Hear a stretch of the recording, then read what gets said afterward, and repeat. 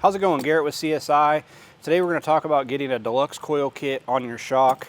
Most all the new models, you'll want to screw your adjuster all the way to the full stiff position, and this guy will slide right over and you can thread it on the shock.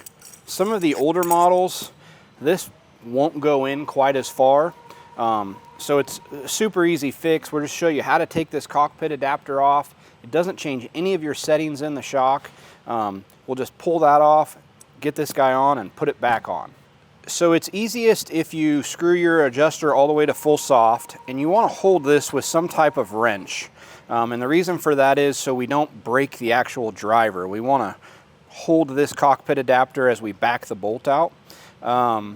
If you have the new 3-prong, a 5/8 works good. If you have the older 2-prong, a 7/16 or a 1/2 inch, depending on the style, will hold this cockpit adapter really well. We've made a few different versions over the last 12 years. But you just want to hold that, take a 7/64 wrench, break this free, spin it out. It's just a socket head bolt in there.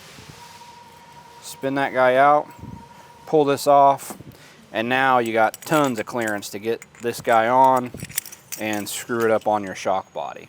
So super simple. When you go to put it back on, it'll be the same process, just reversed. We will put the adapter back in there, get that socket head bolt going in.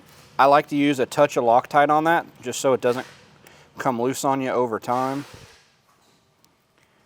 You'll thread that back in. Once it starts to grab, hold this with a wrench, tighten it up, and now you're good to go.